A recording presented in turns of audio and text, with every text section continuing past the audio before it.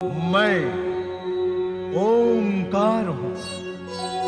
दृष्टि व ज्ञान के भेद से कभी त्रिगुणात्मक त्रिकोण हूं, कभी चतुष्धर्मा चतुष्कोण हूं, तो कभी अनंतता के चक्र में विद्यमान पृथ्वी जैसा गोलाकार हूं। मैं ओंकार हूं। शिव का अर्थ है कल्याण। कल्याण प्रदान करने वाले परात्पर पर ब्रह्म परमेश्वर शिव के कल्याण स्वरूप की उपासना सिद्ध साधकों, सर्वसाधारण आस्तिक जनों के लिए परम मंगलमय, कल्याणकारी एवं सर्वश्रेष्ठ है। भगवान शिव समस्त देवों के भी पूजनीय हैं। इसी कारण उन्हें देवाधिदेव महादेव कहा जाता है। अजन्मे, अनंत, अलौकिक, अविनाशी, अद्वितीय विश्वेश्वर शिव ही अनाथों के नाथ विश्वनाथ है। भोलेनाथ शिव शंकर का प्रिय नाम है, कारण वे सहज ही प्रसन्न होकर हर जीव की इच्छा पूर्ण करते हैं। किंतु ये भी परम सत्य है कि भोलेनाथ समय की तुला पर प्रत्येक जीव के पाप और पुण्य को तौलकर उसके कर्मों का प्रतिफल देते हैं। इसी कारण देव और दानव दोनों के आराध्य हैं। ये संसार शिव की लीला मात्र है और उसी शिव लीला के वशीभूत हो ओम नमः शिवाय का जाप करता एक नारी स्वर गगन मंडल में गूंजता हुआ शिव समाधि स्थल पर समर्पित होने लगा। ओम नमः शिवाय, ओम नमः शिवाय।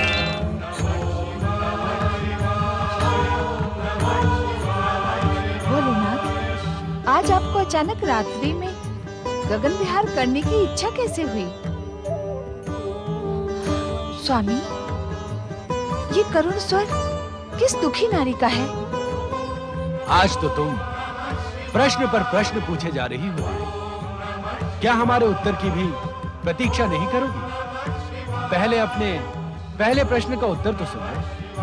हाँ स्वामी, आज आपको अचानक रात्रि में गगन विहार करने की इच्छा कैसे हुई? तुम्हारी इच्छा पूर्ति के लिए। मेरी इच्छा पूर्ति के लिए? हाँ, तुम ही तो बार बार कहती रहती हो कि कैलाश में बैठे बैठे तुम्हारा मन उबने लगता है। कहती हो या नहीं? कहती हूँ, परंतु रात्रि में गगन विहार के लिए मैंने कभी नहीं कहा। आज रात्रि में गगन विहार करने का एक विशेष उद्देश्य भी। क्या है वो उद्देश्य? ये करुण नारी स्वर सुन रही हो? सुन रही हूँ स्वामी, इसीलिए तो आपसे इस विषय में पूछा था। कौन है ये दुखी नारी? तारा मंडल में रहने वाली बुध ग्रह की माता तारा। क्या दुख है इसे? ये बार बार करुण स्वर में आपको क्यों पुकार रही है? उसके हृदय की वेदना है वो पाप जो निरंतर उसके मन में एक कांटे के समान चुभ रहा है। क्या पाप किया है इसने?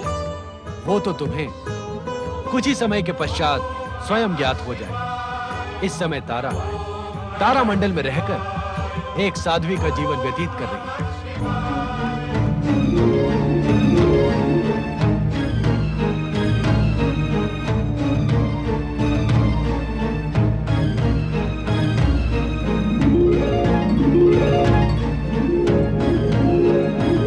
स्वामी, स्वामी, अचानक आपके मस्तक से चंद्रदेव अदृश्य क्यों हो गए? उत्तर दे स्वामी। चंद्रदेव ने पहले तो कभी ऐसा नहीं किया था, आज उन्हें क्या हुआ? सब कुछ अभी ज्ञात करने की इच्छुक हो। यदि तुम अपनी दिव्य दृष्टि का उपयोग करोगी तो तुम्हें ज्ञात हो जाएगा कि तारा के पाप का अपराधी चंद्र है। तारा के पाप के अपराधी चंद्रदेव? हाँ, हमारे कोप के भय से चंद्रदेव यहाँ से अदृश्य होकर चंद्रबिंब में जा चुके हैं। चंद्रशेखर शिव अब क्या चंद्र के बिना रहेंगे? नहीं, चंद्रदेव हमारे मस्तक से अधिक समय तक दूर नहीं रह सकते। उन्हें अपने स्थान पर लौटने के लिए विवश होना होगा। अचानक क्या हो गया स्वामी? आप भगवान शिव का शीश छोड़कर यहाँ कैसे चले आए? मुझे भगवान शिव के कोप का भय है रोहिणी। भय? कैसा भय? आपने क्या किया है स्वामी? ये मैं तुम्हें अभी नहीं बता सकता। इस समय तो मुझे तुम्हारे साथ की आवश्यकता है। मैंने जब जब आपका स्मरण किया, आप भगवान शिव का मस्तक छोड़कर मेरे पास कभी नहीं आए। मैं अकेली ही आपके वियोग में तड़पती रही।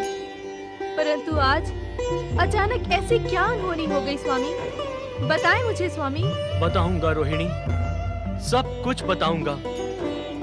परंतु इस समय मुझसे कोई प्रश्न ना करो। शांत रहो रोहिणी, शांत रहो। कुछ मत पूछो, कुछ मत पूछो रोहिणी।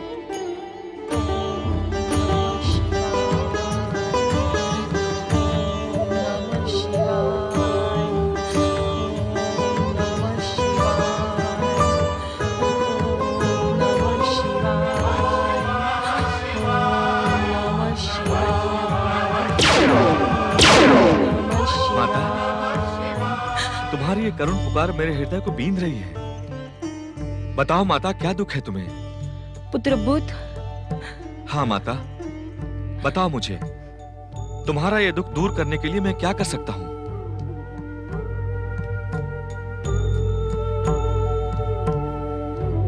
बताओ माता, क्या है तुम्हारी इस वेदना का कारण? मैं तुम्हारे ये आंसू नहीं देख सकता माता। तुम्हें बताना होगा, सब कुछ बताना होगा। यह वेदना मुझे अकेली ही सहनी होगी पुत्र। मैंने जो अक्षम्य अपराध किया है, उसका परिणाम मुझे अकेली भुगतना होगा। इसलिए मैं अकेली अपने पाप का प्रायश्चित करूंगी। बताओ माता, ऐसा कौन सा पाप किया है तुमने? क्या तुम ये रहस्य अपने पुत्र से भी छुपाने की इच्छुक हो?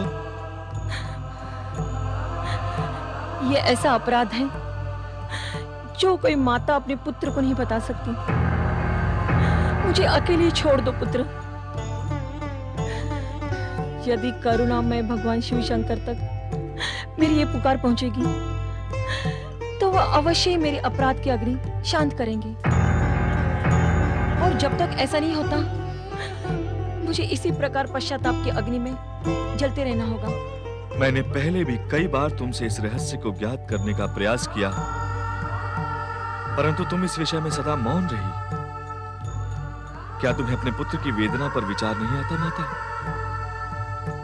पुत्र जब अपनी माता को वेदना और दुख से विह्वल देखता है, तो उसके हृदय पर क्या बीतती है, क्या इसका ध्यान तुम्हें नहीं होता? मुझे बताओ माता, मैं भी तुम्हारे साथ शिव आराधना करते हुए तुम्हारे प्रायश्चित में सहभागी बनूंगा। नहीं पुत्र, प्रायश्चित पाप करने वालों को अकेले ही करना पड़ता है। कोई इसमें सहभागी नहीं हो सकता। आज मैं ये ज्ञात करके ही रहूंगा कि ऐसा कौन सा कांटा है जो तुम्हारे हृदय को निरंतर पीड़ित करता रहता है। आज ये रहस्य तुम्हें बताना ही होगा माता।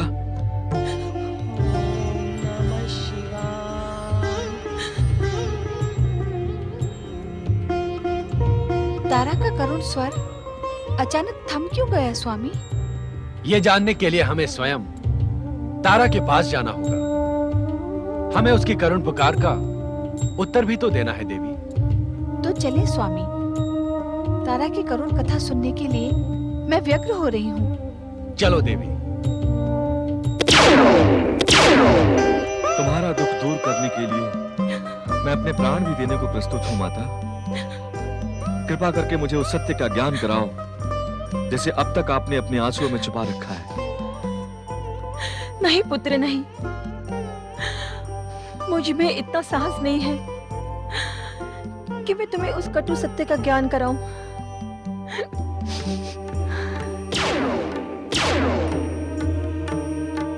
तारा, माता, माता, मुझे इस पाप बंधन से मुक्त करो माता। मैं ये यातना अब और सहन नहीं कर सकती।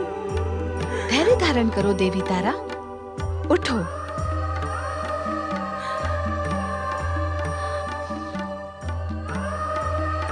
हम दोनों तुम्हारा दुख दूर करने के लिए ही यहाँ प्रकट हुए हैं। बताओ, तुम्हें किस बात का दुख है? भगवान भोलेनाथ से कुछ भी छुपा नहीं है। माता, मैंने अपने पति के विरुद्ध ऐसा घोर पाप किया है जिसका कोई प्रायश्चित नहीं है। यही पाप मेरे हृदय में कांटे के समान मुझे बार बार पीड़ित करता रहता है।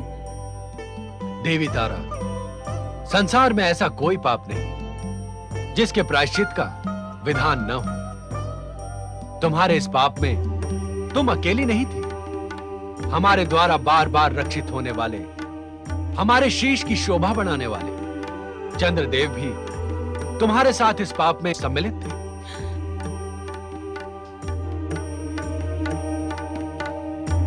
प्रणाम। परंतु इससे मेरा अपराध कम नहीं हो जाता प्रभु शिव शंकर। तारा, पहले हमें विस्तार से बताओ, तुम जिस पाप से इतनी पीड़ित हो रही हो उसका प्रारंभ कैसे हुआ?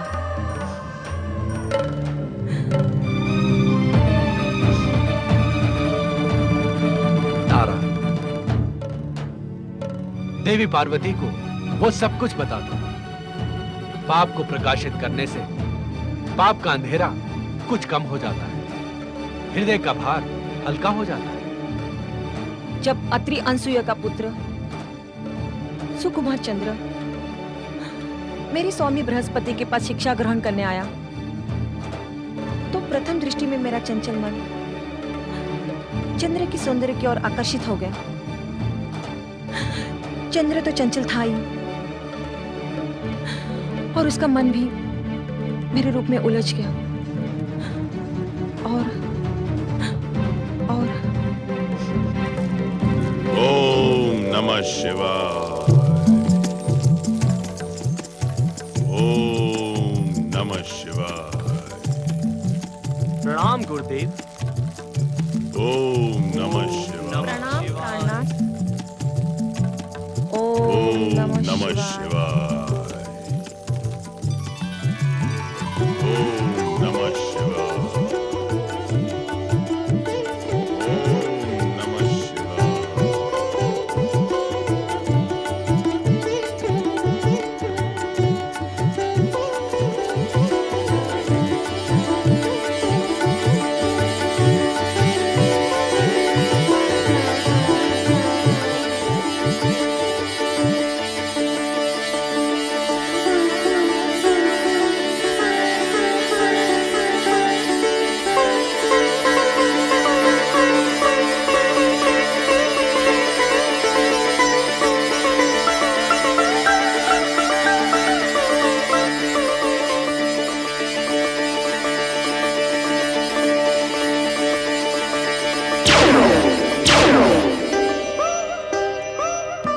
माता,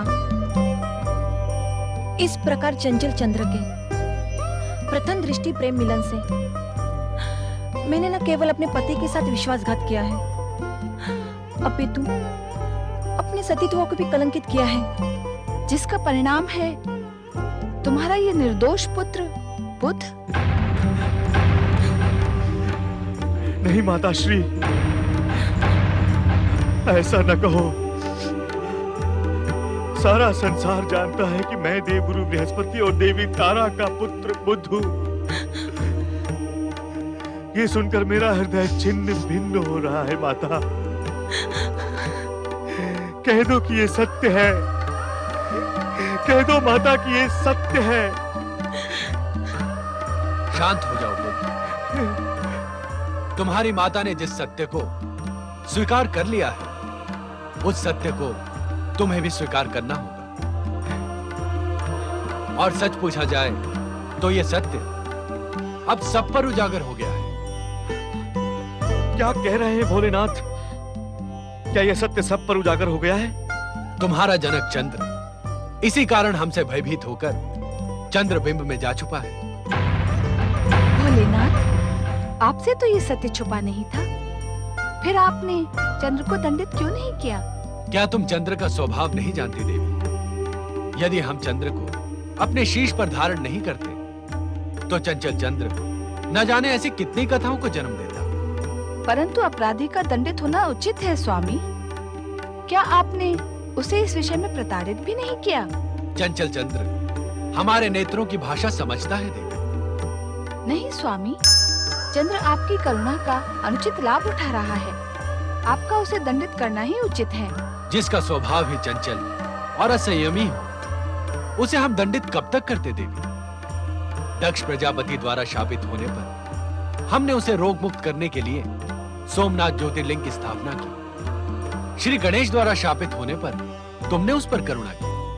परंतु फिर भी अपराधी चंद्र को आप नियमित रूप से शीर्ष पर धारण किए रहे। मैं तो कहती हूँ आपको सदा सदा के लिए चंद्र का त्याग कर देना ही उचित होगा। समुद्र मंथन के समय समुद्र से निकले चंद्र को अपने शीश पर धारण करके चंद्रशेखर बने रहने का वचन जो हमने दिया था, हम उसी वचन का निर्वाह कर रहे हैं देवी। परंतु आज देखिए, निर्लज्ज चंद्र स्वयं आपके शीश से भाग निकला। निर्लज्ज हो या पतित, कलंकित हो या अपराधी, चंद्र का साथ निभाने का वचन हम निभाते रहेंगे देवी। परंतु जिस अपराधी चंद्र ने मेरी माता की पवित्रता को खंडित किया, उससे मैं प्रतिशोध अवश्य लूंगा भोलेनाथ। मैं उसे शापित करके उसे प्रताड़ित करूंगा। उसे उसकी निर्लज्जता का दंड अवश्य दूंगा। तुम ऐसा नहीं करोगे पुत्र। अपराधी होते हुए भी चंद्र तुम्हारा जनक है और जन्मधात्री माता के समान ही आदरणीय है। वैसे भी शाप देने की शक्ति कठोर तपस्या से प्राप्त होती है। इस समय तुम शाप देने की स्थिति में नहीं हो, इसीलिए चंद्र को शाप देकर प्रताड़ित करने का विचार त्याग दो। तो मैं क्या करूं भोलेनाथ? आज जो पीड़ित सत्य मेरे सामने आया है, क्या उसके अनुताप से मैं अपनी माता के समान व्याकुल रहूंगा?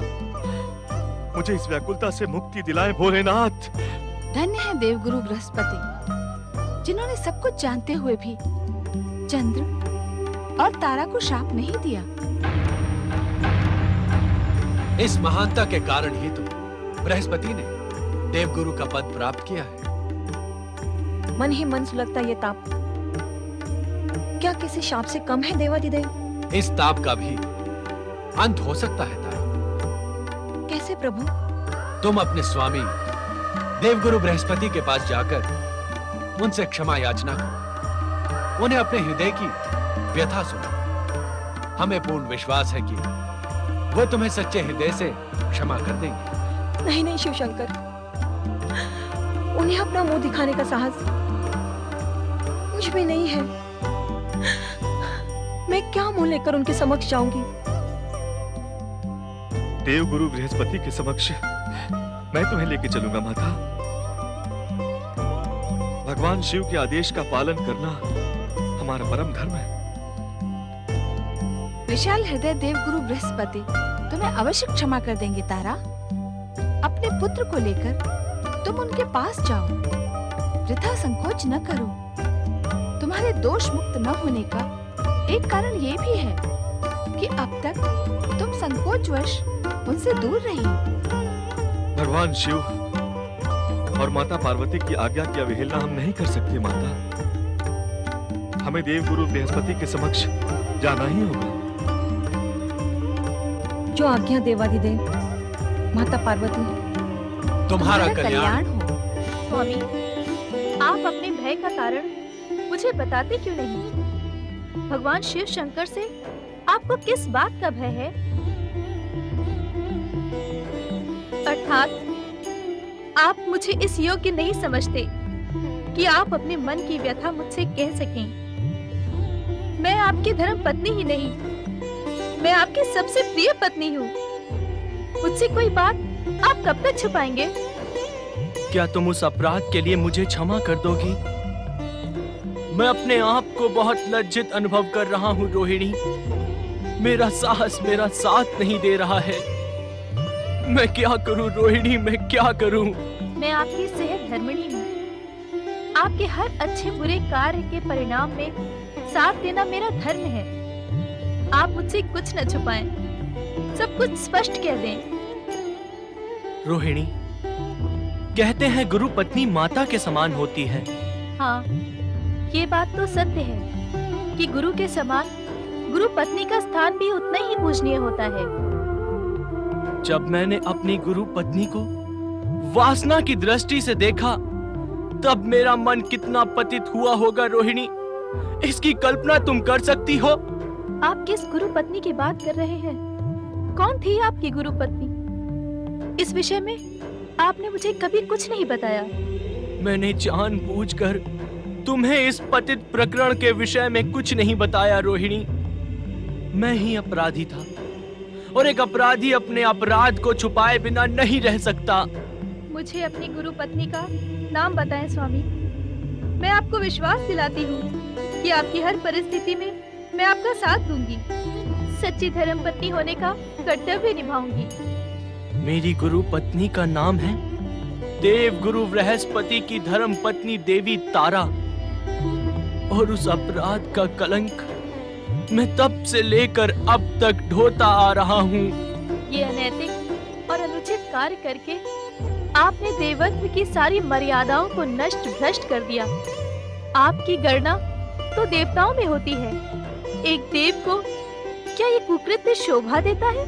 मैं जानता था रोहिणी, मैं जानता था कि यह सब जानकर तुम भी मुझे घृणा की दृष्टि से देखोगी, और इसीलिए यह अपराध मैं अब तक तुमसे छुपाए रहा।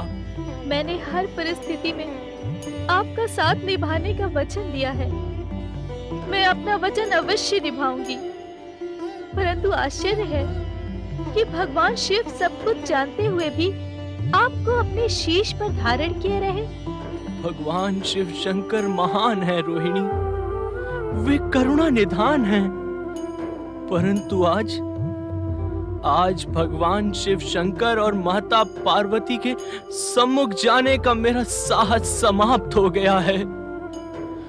अच्छा होता कि दक्ष प्रजापति के श्राप से मैं तभी नष्ट हो जाता।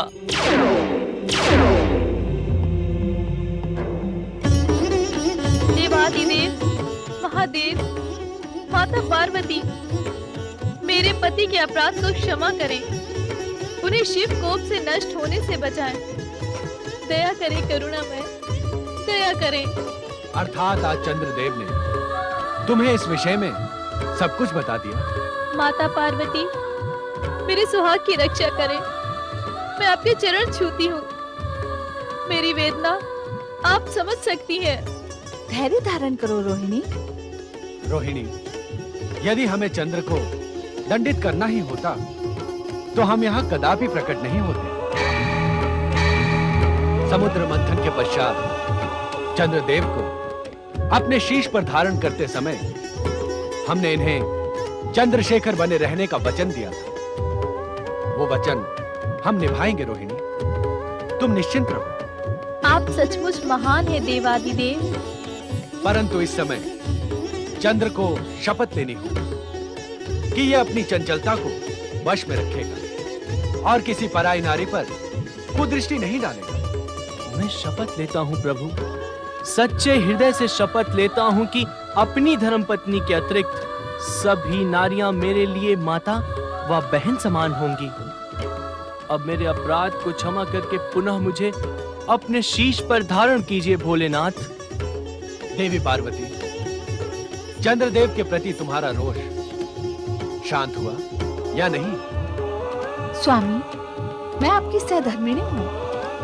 जिसे आप क्षमा कर दें, उस पर रोष मैं कैसे कर सकती हूँ? चंद्रदेव, अब आप अपना स्थान सुशोभित करें।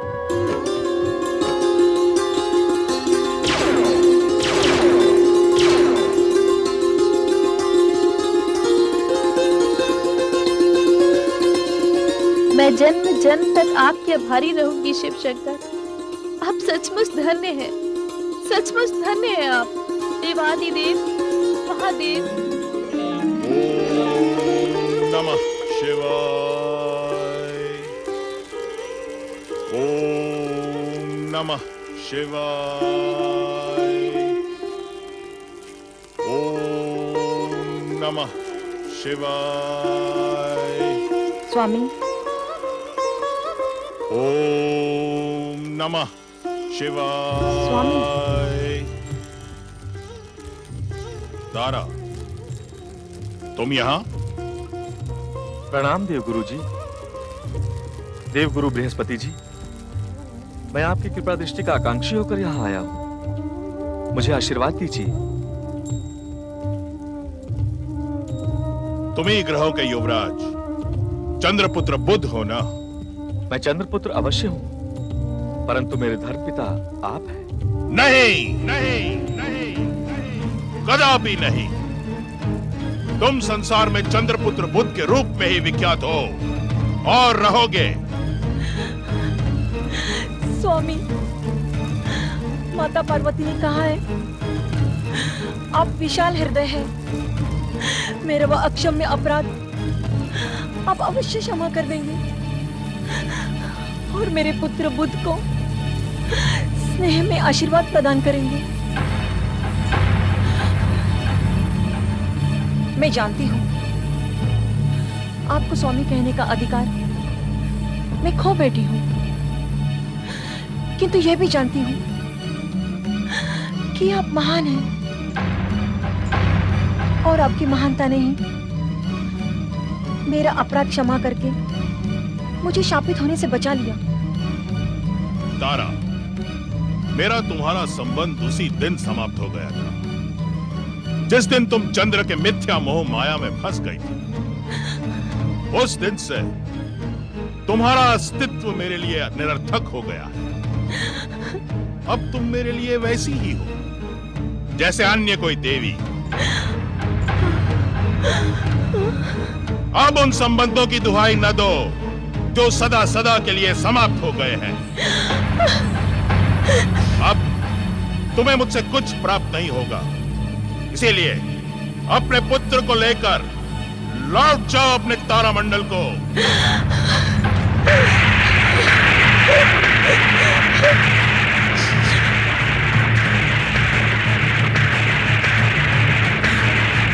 धर्मपिता, इतने निर्मोही न बने। अपनी माता के पाप का प्रायश्चित मैं करूंगा। धर्मपिता, आप मुझे आदेश दें। माता के पाप की मुक्ति के लिए मुझे क्या करना होगा? जब तक आप मुझे आदेश नहीं देंगे मैं आपके चरण छोड़ूंगा नहीं। धर्मपिता, मैं आपके चरण छोड़ूंगा नहीं। धर्मपिता, नहीं छोड़ूंगा। मैं देवगुरु हूं बुध। एक ग्रह होने के नाते तुम मेरे लिए किसी अन्य देवता के समान ही हो। मुझ पर करुणा करें धर्मपिता। पुत्र नहीं तो धर्मपुत्र कहकर पुकारें। आपका ये उपकार मैं जीवन भर नहीं भूलूंगा। धर्मपिता, धर्म संस्कृति का ये नियम है कि जो व्यक्ति एक बार गुरु के चरण पकड़ लेता है, गुरु उसके सामने विवश हो जाता है। तुम्हारी सच्ची भावना और मातृभक्ति देखकर मैं भी विवश हो गया। मुझे अपराध मुक्ति का उपाय बताएं गुरुवर। मेरे चरण छोड़ो और भगवान शिव के चरणों का ध्यान करके सच्चे मन से प्रायश्चित का संकल्प करो। आप जो भी प्रायश्चित कहेंगे मैं उसे पूरा करने का संकल्प करता हूं। माता की पाप मुक्ति के लिए तुम्हें पृथ्वीलोक जाना होगा। पृथ्वीलोक? हाँ, वहां एक तपस्वी के रूप में तुम्हें शिव आराधना करनी होगी। उसके लिए मैं प्रस्तुत हूं देवगुरु। तुम्हें एक तपस्वी के रूप में तब तक पृथ्वीलोक पर रहना पड़ेगा जब तक तुम एक महान पुत्र के पिता नहीं बन जाते। एक ऐसा पुत्र जो अपने श्रेष्ठ कार्यों से अपने पिता और माता के कलंक को नष्ट कर दे। एक तपस्वी रहते हुए मैं पुत्र का पिता बनूं, यह विचित्र बात कैसे संभव होगी गुरुवर? शिव लीला भी अति विचित्र होती है पुत्र। शिव लीला ने ही तुम्हें यहां आने पर और मुझे दिव्य दृष्टि से देखने के लिए प्रेरित किया है। आपने दिव्य दृष्टि से क्या देखा?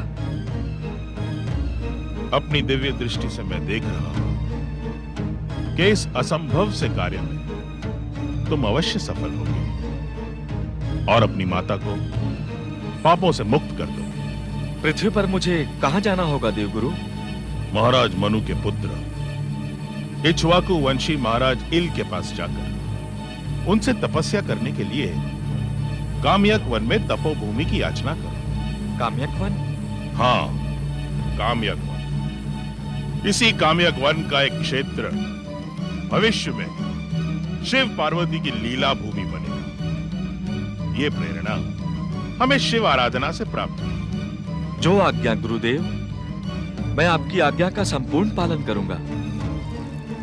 मुझे आज्ञा दे स्वामी। जब तक मेरा पुत्र बुद्ध आपके आदेशानुसार प्रायश्चित में सफल नहीं होता, मैं इसकी सफलता के लिए भगवान शिव से प्रार्थना करती रहूंगी। हम भी बुद्ध की सफलता के लिए भगवान भोलेनाथ से प्रार्थना करेंगे। तुम्हारा कल्याण हो।